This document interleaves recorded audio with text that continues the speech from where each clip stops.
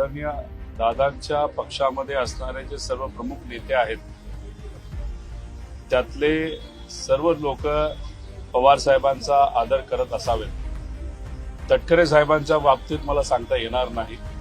त्यामुळे तुम्ही जे बोलत आहात की पवार साहेबांना आदरणीय समजणं हे नक्कीच त्या पक्षामध्ये असणाऱ्या प्रमुख नेत्यांच्या बाबतीत खरं असावं, पण तटकरेंच्या बाबतीत ते सांगता येत नाही। ते प्रॅक्टिकल नेते आहेत, जसं वारं आहे जसे अधिकार आहेत तशा पद्धतीने ते वक्तव्य करतात, भूमिका घेतात।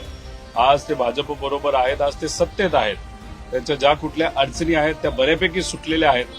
त्यामुळे ते भूमिका घेत असताना ते व्यक्तिगत भूमिका घेतात। पण दादांच्या पक्षाच्या बाबतीत बोलायचं झालं, मला असं वाटतं की दादा हे प्रमुख नेते आहेत, पण जेव्हा आपण खोलात जातो तेव्हा दादा प्रमुख नेते असले तरी तटकरेंचं बरंच काही त्या पक्षामध्ये चालतं, प्रफुल्ल पटेलांचं सुद्धा बरंच काही त्या पक्षामध्ये चालतं असं मला वाटतं। पण प्रफुल्ल पटेल हे अनेक वर्षांपासून साहेबांबरोबर काम करणारे नेते आहेत।